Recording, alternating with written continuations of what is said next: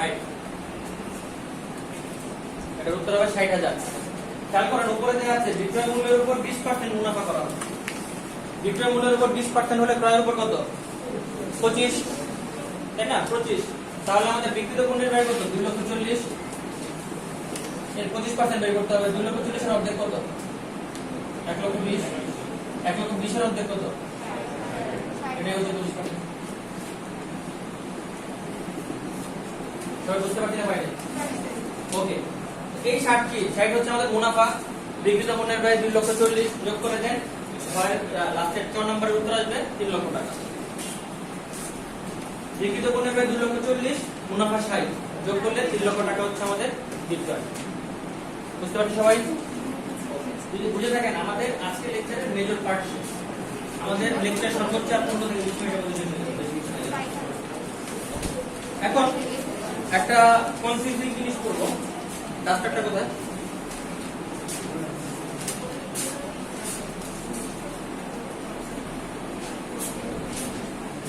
সবাই আমার সাথে বক্সটা করে ফেলবেন, পরে বুঝতে পারবে। বক্সটা করে ফেলবেন।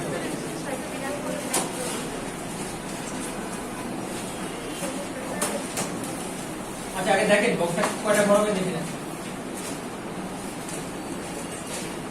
প্রথম কলামটা হবে পদ্ধতি, তারপর হবে সমকোণী মজুর, এরপর হবে বিক্রিত পণ্যের ব্যয়,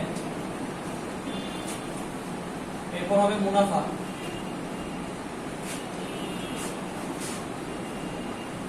এরপর হবে মালিকানা সত্ত্ব, এবং এরপর হবে আয়কর। এই কয়টাই ঘর হবে, করে ফেলেন।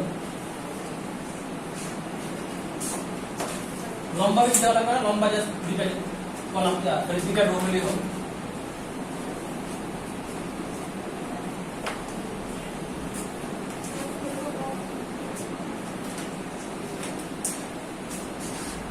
এরকম করে একটা ছক করে ফেলেন। প্রথমটা পদ্ধতি, পরেরটা হচ্ছে সমকোণী মজুর, তারপর একটা বিক্রিত পণ্যের ব্যয়, তারপর একটা মুনাফা, মালিকানা সত্ত্ব এবং আয়কর। ওকে, এবার কি সেটা জিনিস এই বক্সটার ঠিক উপরে হেডিং দেন মুদ্রাস্ফীতি। মুদ্রাস্ফীতি, মুদ্রাস্ফীতি, স্ফীতি, স্ফীতি। মুদ্রাস্ফীতি মানে কি বলতে পারবেন? কি? মূল্য বৃদ্ধি পাওয়া, পণ্যের মূল্যটা বৃদ্ধি পাওয়া আর অর্থের যে মূল্যটা সেটা কমে যাওয়া। এটুকু আমরা জানি মোটামুটি, সমস্যা নেই। এখন কাহিনীটা কি? কাহিনী হচ্ছে আমাদের এখানে কোশ্চেন এভাবে আছে, সাপোজ মুদ্রাস্ফীতির সময় কোন পদ্ধতি ফলো করলে সমকোণী মজুদের পরিমাণ কম হবে বা বেশি হবে। আমাদের পদ্ধতি হচ্ছে দুইটা, সেটা হচ্ছে FIFO আর LIFO। এখন এই FIFO আর LIFOর মধ্যে কোনটা ফলো করলে সমকোণী বেশি দেখাবে বা কম দেখাবে, এই জিনিসগুলো তো আগে আমরা বুঝবো। লেখার দরকার নেই, লেখার টাইম পাবে, এখানে লেখার কিছু নাই। খেয়াল করেন, এখন মুদ্রাস্ফীতি মানে কি? পণ্যের দাম বাড়তেছে।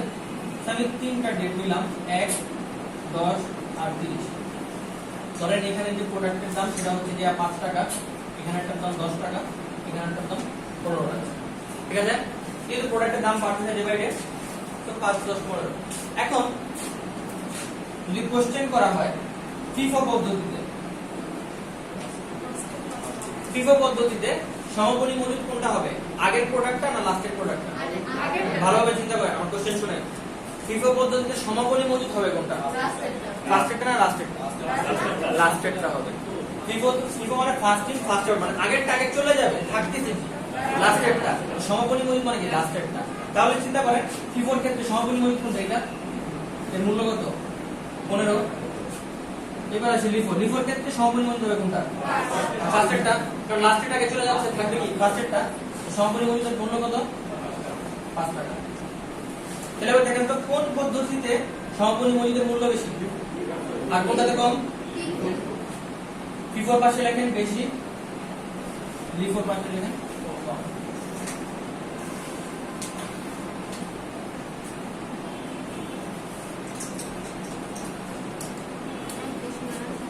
সেখান থেকে কোশ্চেনটা কিরকম হতে পারে এরকম যে মুদ্রাস্ফীতির সময় কোন পদ্ধতিতে সমকোণী মজুদকে কম দেখা যাবে? উত্তর হবে কি? লিখো। আবার সেম কোশ্চেন হতে পারে যে মুদ্রাস্ফীতির সময় কোন পদ্ধতিতে সমাপনী মজুদ বেশি দেখায় লিফো। আবার উল্টোভাবে আসতে পারে এভাবে যে মুদ্রাস্ফীতির সময় লিফো পদ্ধতিতে যদি আমি হিসাব করে থাকি তাহলে সমাপনী মজুদ বেশি দেখাবে না কম দেখাবে? কম দেখাবে। বুঝতে পারছেন এতটুকু? এতটুকু যদি বুঝে থাকেন এরপর আর কাজ নেই। সমাপনী মজুদ যদি আমরা বেশি দেখাই বিক্রিত পণ্যের ব্যয় কি হয়? বেশি দেখানো না কম? এর সাথে সমাপনীর সাথে বিক্রিত পণ্যের সম্পর্কটা বিপরীত।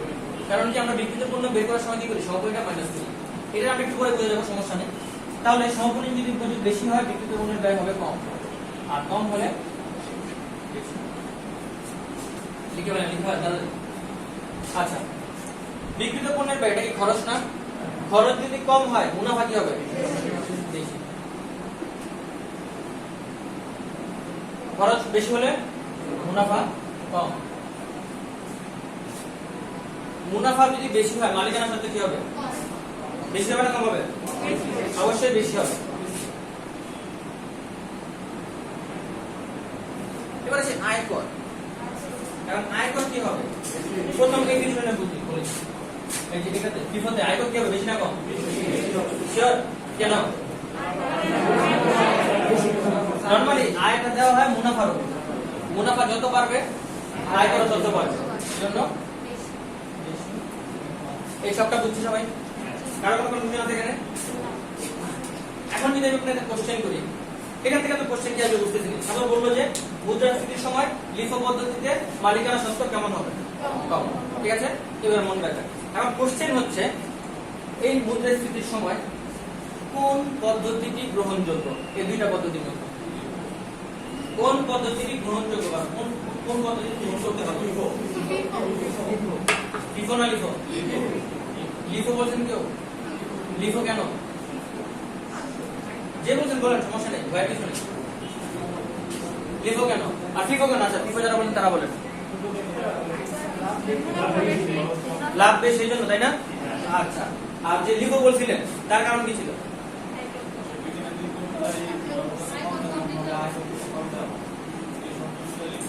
রাইট, উত্তর হবে লিফো। আপনারা সবাই নিট মুনাফা দেখতেছেন কিন্তু আসল জায়গাটা কেউ দেখেন না। আসল জায়গাটা হচ্ছে আয়কর। এখন আয়কর আমি বেশি কেন দিব? খেয়াল করে দেখেন, এই যে দুইটা সিচুয়েশন আমরা কথা বললাম, সিচুয়েশন কিন্তু একটাই। আমি যদি দুইটা পদ্ধতি ফলো করলাম, তাই না? আমি মনে করেন আমার সাপোজ মজুদ পণ্য তো আমার এটাই থাকতেছে, তাই না? সিচুয়েশন কিন্তু সেম, জাস্ট পদ্ধতির কারণে আমার রেজাল্টটা ডিফারেন্ট আসছে, তাই তো? এখন দেখেন, যখন আমি ফিফো করতেছি আমার মুনাফাটা বেশি দেখাচ্ছে, ওকে ভালো, এখানে আমার মুনাফা কম দেখাচ্ছে, কিন্তু প্রবলেম যখন মুনাফা বেশি তখন আমার আয়করও বেশি। সিচুয়েশনটা সেম, তাহলে আয়কর ফাও কেন বেশি দিব? আমি আয়কর কম দিব। এই জন্য মুদ্রাস্ফীতির সময় গ্রহণযোগ্য হচ্ছে লিফো। খাতা লেখেন, মুদ্রাস্ফীতির সময়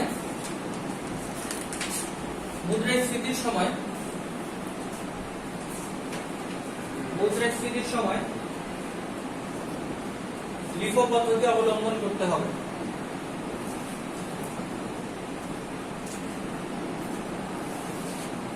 মুদ্রাস্ফীতির সময় লিফো পদ্ধতি অবলম্বন করতে হবে। ওকে, তাহলে আরেকটা কোশ্চেন আপনাদের কাছে। সরকার এই দুইটা পদ্ধতির মধ্যে থেকে একটাকে না করে দিয়েছে, একটা গ্রহণ করা যাবে না। এখন কোনটাকে বন্ধ করতে বলে? লিফো না ফিফো? লিফো কেন? কারণ এখানে আয়কর চুরি করার একটা অপশন থাকে। এখানে কিন্তু দেখেন আপনার কোনো বাধ্যবাধকতা নাই যে ফিফো করতে হবে লিফো করতে হবে, আপনার ইচ্ছা মতো। কোনো কন্ডিশন নাই যে এই কন্ডিশনে ফিফো করবেন, এই কন্ডিশনে লিফো করবেন। আপনি দেখবেন কি সবসময় চাইবেন আপনার যদি ট্যাক্স কম দেওয়া লাগে, আয়কর কম দেওয়া লাগে, আপনি করবেন কি লিফো করবেন। আর সরকার কি চাইবে? যদি আয়কর বেশি হয়। এই জন্য সরকার লিফোটাকে বাদ ঘোষণা করছে, লিফো করা যাবে না। এই জন্য ফিফো করতে হবে। সব লেখা খাতায় লিফো পদ্ধতিকে সরকার কর্তৃক নিষিদ্ধ ঘোষণা করা হয়েছে। লিফো পদ্ধতিকে সরকার কর্তৃক নিষিদ্ধ ঘোষণা করা হয়েছে।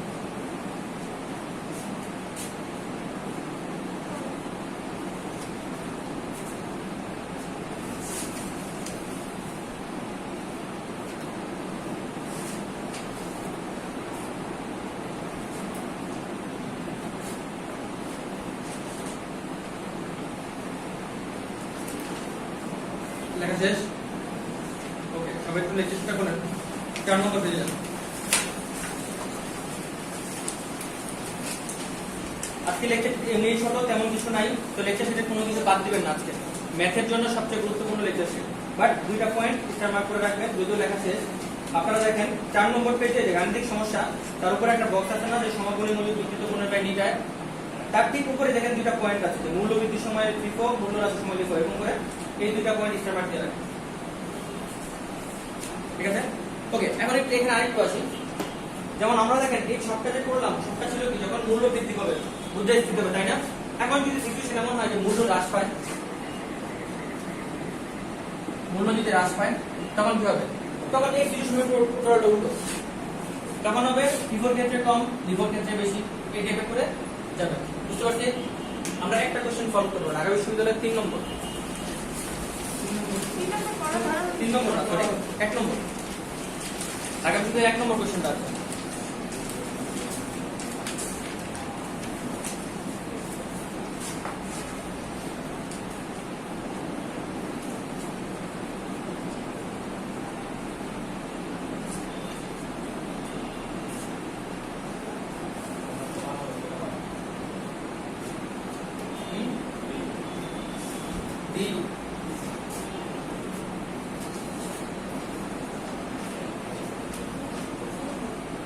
কি হবে এটা? এর উত্তর হবে ডি। এখন দেখেন, এটা একটু মনে রাখা কষ্টকর। আপনারা মনে করতেছেন এত বড় ছক করে করে করে করে করে ক্যান্সার করবো, দরকার নেই। দেখেন এখানে শর্টকাট আছে, আপনি শুধু সমাপনী মজুদটা বের করুন। দেখেন সমাপনী মজুদের যে প্রভাবটা বিকৃত পণ্যের ব্যয় ছাড়া বাকি সবগুলো প্রভাব সেম, খেয়াল করছেন? সমাপনী মজুদ যা মুনাফা, মালিকানা সত্ত্ব এবং আয়কর প্রত্যেকটা প্রভাব সেম, শুধুমাত্র একটাই চেঞ্জ, সেটা হচ্ছে বিকৃত পণ্যের ব্যয়। তো মুনাফা চাইলে ডাইরেক্ট আপনি সমাপনী মজুদ রাখবেন, সমাপনী মজুদ বেশি দেখানো হয়েছে, কম দেখানো হয়েছে। সমাপনী বেশি হলে মুনাফা বেশি, সমাপনী কম হলে মুনাফা কম, মালিকানা সত্ত্ব হচ্ছে আয়কর হচ্ছে। বুঝতে পারছেন? এবার আমরা কোশ্চেনটা দেখি। এই কোশ্চেনে বলা হয়েছে মজুদ পণ্যের মূল্য হচ্ছে 15,500 এবং 12,500, যেটা গণনা থেকে ভাগ করে গেছে। এখন দুইটা মূল্যের মধ্যে কোনটা নিব আমরা? কমটা। কম কত? 12,500। তো প্রথমত অপশনে যেগুলো আছে 15,500 সেগুলো অটোমেটিক বাদ, 3,000 যেগুলো সেগুলোও বাদ। তো উত্তর ডি, আর কিছু দেখার দরকার নেই। 12,500 আছে, উত্তর ডি দিয়ে শুধু অপশন ডিতে আর কোথাও নাই, এটাই উত্তর। বাট এছাড়া আমরা একটু দেখি, বুঝি। দেখেন এখানে কি বলা হয়েছে, এই মজুদ পণ্যটি সঠিকভাবে হিসাবভুক্ত হলে ব্যবসায় মুনাফার উপর কি প্রভাব পড়বে। তো মুনাফা চাওয়া হয়েছে, এখানে আমার সমাপনী মজুদকে আমি বাদ দিয়ে দিচ্ছি না। সমাপনী মজুদ বাদ দেওয়া মানে কম দেখানো হয়েছে, সমাপনী মজুদ কম দেখানো মানে কি মুনাফাও কম দেখানো হবে, তাই না? তো উত্তর হওয়া উচিত ছিল মুনাফা কম দেখাবে, কিন্তু এখানে উত্তর কি আছে? তাহলে কি ভুল আছে? কেন, কি হবে?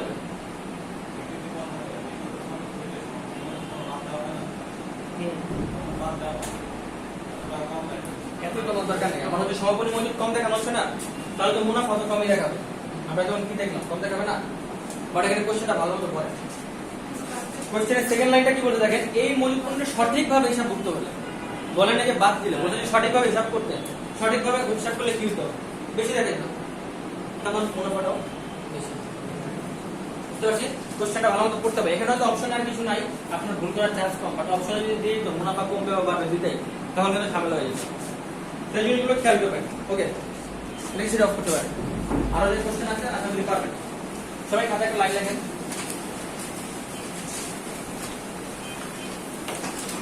যদি প্রারম্ভিক ও সমাপনী মজুদ পণ্যের পরিমাণ, যদি প্রারম্ভিক এবং সমাপনী মজুদ পণ্যের পরিমাণ সমান হয়, যদি প্রারম্ভিক এবং সমাপনী মজুদ পণ্যের পরিমাণ সমান হয়, যদি প্রারম্ভিক এবং সমাপনী মজুদ পণ্যের পরিমাণ সমান হয় এবং অন্য কোনো তথ্য দেয়া না থাকে, যদি প্রারম্ভিক ও সমাপনী মজুদ পণ্যের পরিমাণ সমান হয় এবং অন্য কোনো তথ্য দেয়া না থাকে,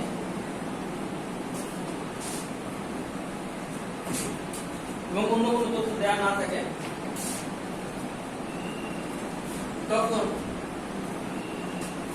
ক্রয় এবং বিক্রিত পণ্যের ব্যয়ের পরিমাণ সমান হবে। তখন ক্রয় এবং বিক্রিত পণ্যের ব্যয়ের পরিমাণ সমান হবে। তখন ক্রয় এবং বিক্রিত পণ্যের ব্যয়ের পরিমাণ সমান হবে। তখন ক্রয় এবং বিক্রিত পণ্যের ব্যয়ের পরিমাণ সমান হবে। এর মানেটা কি? ব্র্যাকেট কি বলা হয়েছে? প্রারম্ভিক মজুত পণ্য এবং সমাপনী মজুত পণ্য সমান। প্রারম্ভিক মজুত পণ্য ধরেন 100, সমাপনী মজুত 100। অন্য আর কোনো তথ্য দেওয়া নেই। আপনাকে কোশ্চেন করা হয়েছে বিক্রিত পণ্যের ব্যয় কত।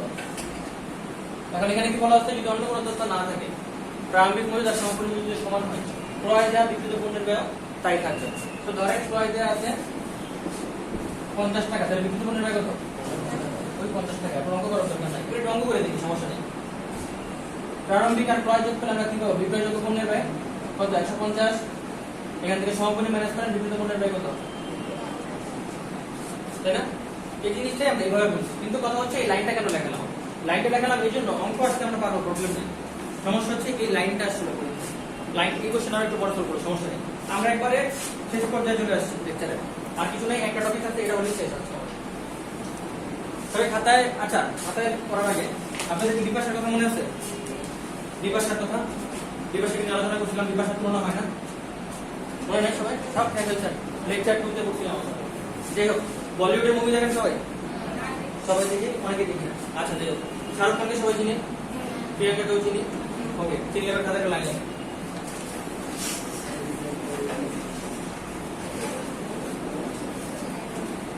লিখছেন বিপাশার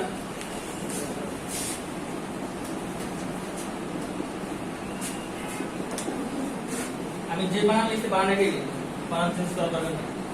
শাহরুখের বানান তালু বসতে হবে বা টিভি লেখে। বিপাশার শাহরুখের চেয়ে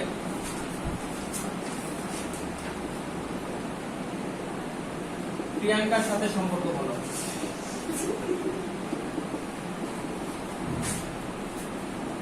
বিপাশার শাহরুখের চেয়ে প্রিয়াঙ্কার সাথে সম্পর্ক ভালো।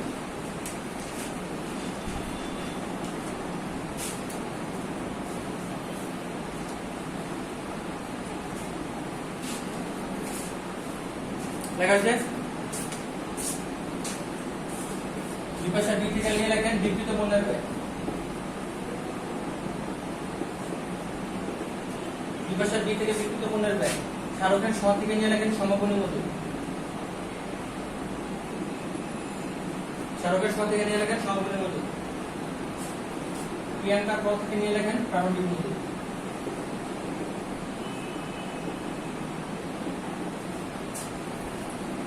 বিপাশা থেকে বিক্রিত পণ্যের ব্যয়, শাহরুখ থেকে সমাপনী মজুত, প্রিয়াঙ্কা থেকে প্রারম্ভিক মজুত।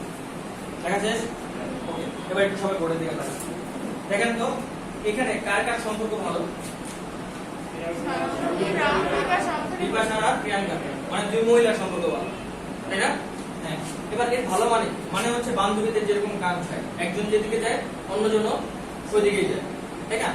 ঠিক সেম ভাবে যদি বিক্রিত পণ্যের ব্যয় মানে বিপাশা যদি বৃদ্ধি পায়, প্রারম্ভিক মজুত প্রিয়াঙ্কা সেও কি? যদি বিক্রিত পণ্যের ব্যয় হ্রাস হয়, এটাও কি হবে? হ্রাস হবে। বুঝতে পারছেন? মানে এ যেদিকে যাবে এও সেদিকে যাবে, এটা সম্পর্ক আছে। এখন সম্পর্ক ভালো না কার সাথে? শাহরুখের সাথে। এটা কি সমাপনী মজুত, এর সাথে সম্পর্ক হচ্ছে উল্টো।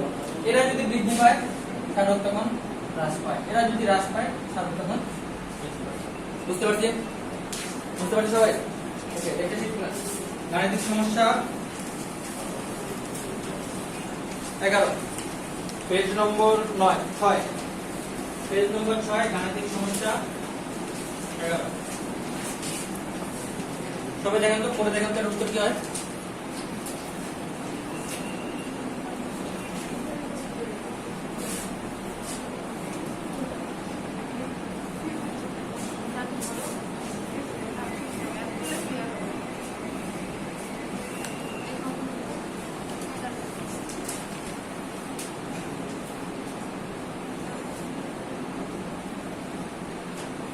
কি হবে এর উত্তর?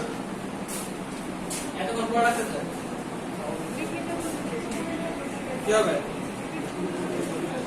প্রথমত সমাপনী মজুত কম দেখানো হয়েছে। সমাপনী মজুত মানে শাহরুখ, এর সাথে সম্পর্ক কি? অপোজিট। এখন এটা কি কম দেখানো হয়েছে না বেশি? সমাপনী মজুত দেখানো হয়েছে কম, তাহলে বিক্রিত পণ্যের ব্যয় বেশি। এখন বিক্রিত পণ্যের ব্যয় বেশি দেখাবে, ঠিক আছে, কিন্তু এর সাথে আরো একটা জিনিস আছে, নিট আয়। বিক্রিত পণ্যের ব্যয় একটা খরচ, খরচ বাড়লে আয় কি হবে?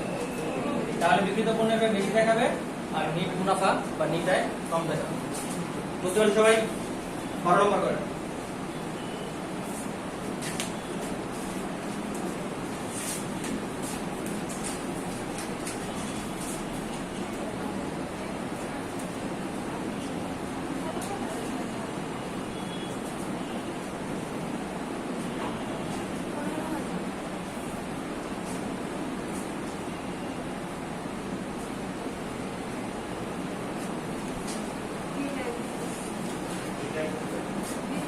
কি হবে? এটা কম দেখাবে কত টাকা? 15,000 ভাই, 15,000 টাকা। যারা বুঝলে তারা একটু খেয়াল করেন। এখানে বলা হয়েছে দুইটা ভুল করা হয়েছে। প্রথমত প্রারম্ভিক মজুদে ভুল করব। প্রারম্ভিক মজুদ আর হচ্ছে সমাপনী মজুদ, এই দুই জায়গায় ভুল করা হয়েছে। নিট আয় বের করতে হবে। তো আমরা আগে বিক্রিত পণ্য বের করি। তো প্রিয়াঙ্কা আর বিপাশার সম্পর্ক কি ভালো? তার মানে প্রারম্ভিক আর বিক্রিত পণ্যের একই হাল হবে। তো প্রারম্ভিক কি হয়েছে? প্রারম্ভিক কম দেখানো হয়েছে। কত টাকা? 38,000। প্রারম্ভিক কম দেখালো, তার মানে কি বিক্রিত পণ্যের ব্যয় কম দেখানো হবে। এরপর বলছে সমাপনী, এটাও কম দেখানো হয়েছে। সমাপনী মানে কি? কারণ সম্পর্ক ভালো না। সমাপনী যদি কম দেখানো হয়েছে, এখানে বেশি দেখানো হবে। বিক্রিত পণ্যের ব্যয় বাড়বে। কত টাকা? 53,000। 53 থেকে 38 মাইনাস করেন কত হয়? 15,000। তাহলে বিক্রিত পণ্যের ব্যয় কি 15,000 টাকা বাড়বে। কিন্তু কোশ্চেনে চাওয়া হয়েছে কি নিট আয়, বিক্রিত পণ্যের ব্যয় যদি বাড়ে নিট আয় কমতে হবে, তাহলে উত্তর 15,000 টাকা কমবে। বুঝতে পারছেন সবাই? আজকে জাস্ট দুটো ঢাকা বিশ্ববিদ্যালয়ের কোশ্চেন করে আজকে ছুটি। ঢাকা বিশ্ববিদ্যালয়ের 15।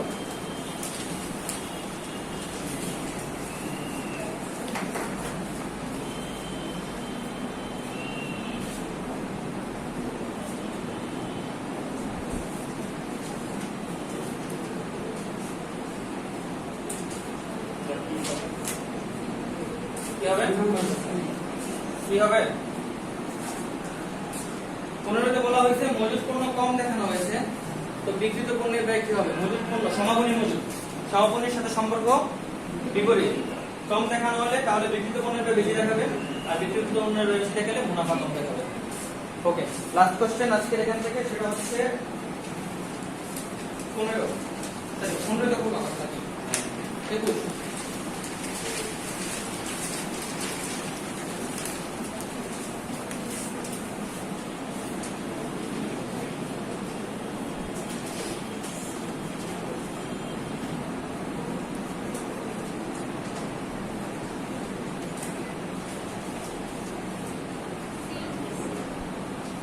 কি হবে 21? সি। এখানে ওই লাইনটা লিখছিলাম যে সেটা কোশ্চেনটা করা হয়েছে। যদি বিক্রিত পণ্যের ব্যয় এবং ক্রয়ের পরিমাণ সমান হয় তাহলে তার প্রভাবটা কি হবে? এখানে উল্টো করছে আর কি। আমরা বলছিলাম প্রারম্ভিক আর সমাপনী যদি সমান হয় বিক্রিত পণ্যের ব্যয় এবং ক্রয় সমান হবে। এখানে বলছি উল্টো, বিক্রিত আর ক্রয় সমান হলে প্রারম্ভিক আর সমাপনী সমান হবে। আজকে লেকচার কমপ্লিট। তবে তবে এইচডব্লিউ থাকবে, এবং এইচডব্লিউ না করলে জরিমানা হবে, এবং এটা সিরিয়াস। এইচডব্লিউ কি বলি? গাণিতিক সমস্যা 1 থেকে 12, এটা আপনাদের এইচডব্লিউ। গাণিতিক সমস্যা 1 থেকে 12, এইচডব্লিউ না করলে 30 টাকা করে জরিমানা আসতে হবে। 30 টাকা, 20 টাকা দিতে হবে 50 টাকা। না ওইটা না, এইচডব্লিউ ঠিক আছে, অঙ্ক ঠিকই আছে। অঙ্ক তো মনে করেন 70% আমি করে দিই। সস্তা হয়?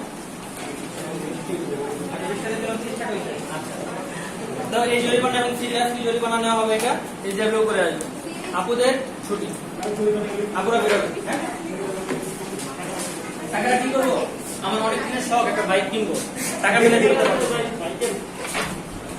জমাইতে হবে, জমাইতে হবে। ছুটি, আপুরা বের হয়ে যাবে। আচ্ছা, আরেকটা জিনিস বলে চাই, আপনারা উৎসর জন্য আইসিডি করতেছেন, পড়াশোনা করছেন, সিরিয়াসলি পড়াশোনা করবেন। আইসিডিটা ভালো মতো পড়া শুরু করবেন, কারণ এই আইসিডি থেকেই গত বছর ঢাকা গেছি সবাই। মনে করছে আইসিডি কি করছি ইন্টারে, বাট না, ভালোভাবে করবেন। ওকে, আপনাদের